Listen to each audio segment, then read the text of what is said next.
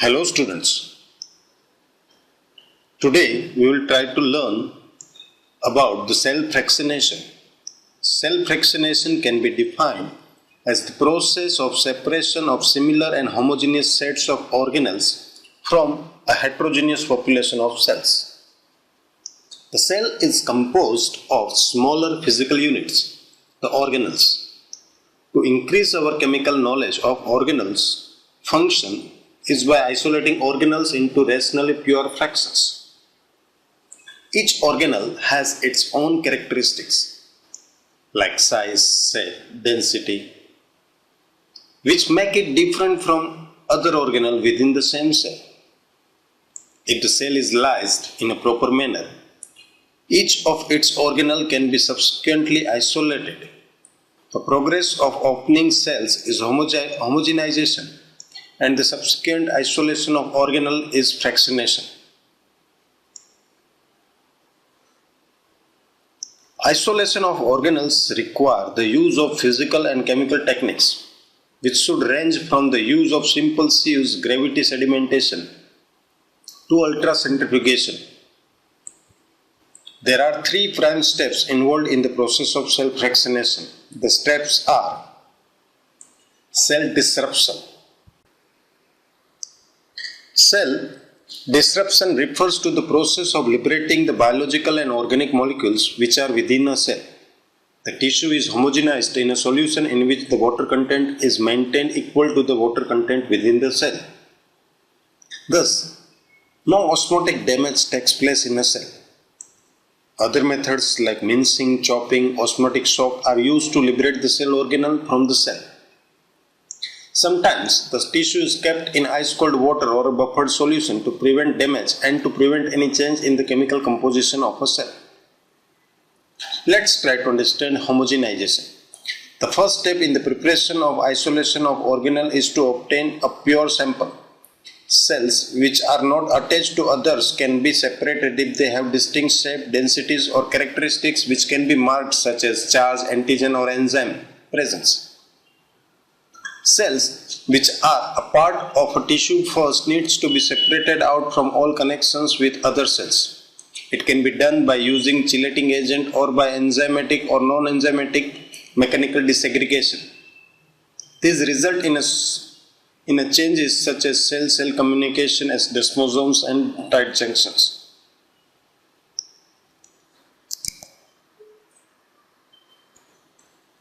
Different homogenization techniques can be osmotic alteration of the media in which cells are found, or those which require physical force to disrupt cell membrane, like use of mortar and pestles, blenders, or ultrasonication. Osmotic shift. Osmotic shift can lead to many organelle separation easier. The use of hypoosmotic buffer will cause osmotic swelling of the cell, which can often assist in pure rupture of the cell and subsequent organelle separation. Mortars and pestles. The most common procedure uses mortar and pestle arrangement with controlled bore size. The addition of a motor-driven Teflon pestle creates homogenizers. Ultrasonication is also used adjacent to this procedure, but it is often sufficient by itself. With all forms of homogenization, the shear force must be carefully controlled. If it is too little, then organelle will not be separated, and if it is too much, then the molecules can be broken. To get pure organelles, the cell must be ruptured so that the cell membrane is broken, but not the organelle. The process of rupturing a cell is known as homogenization of the cell.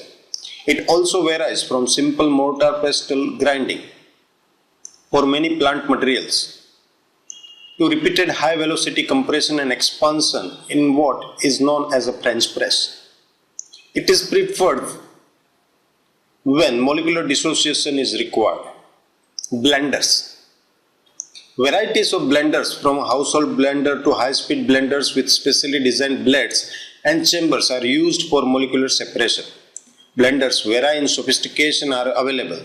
The mechanical procedure are amplified by various organic solvents and detergents to assist the denaturation and separation of molecule. Ultrasonication. Ultrasonicators have been used to separate organelles from cells, particularly from the tissue culture.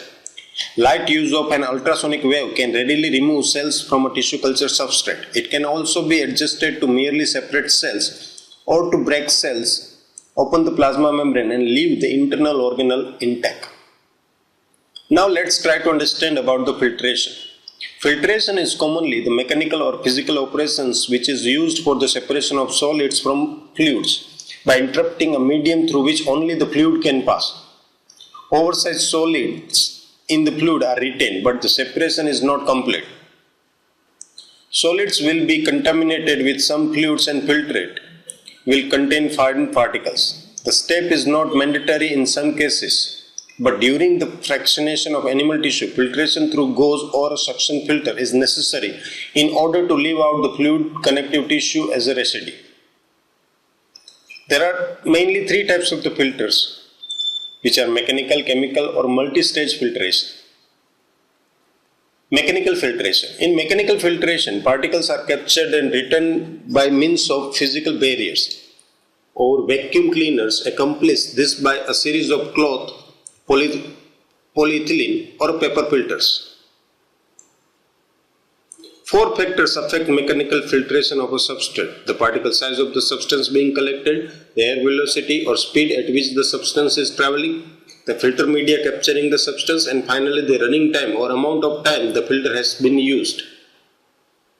Chemical filtration. Chemical filtration changes the physical characteristics of gas or vapor. For example, mercury vacuum work on this type of filtration principle, absorbing toxic mercury vapors and exhausting clean air into the environment. Multi-stage filtration. A multi-stage is a series of progressively finer filters capture increasingly smaller particles as the working air travels through the vacuum cleaner. Next aspect is purification and segregation. The filtrate obtained in the previous step is sedimented or rotated at a very high speed, thereby increasing the gravitational force. The different organelles are separated according to their density within the test tube. This process is called centrifugation.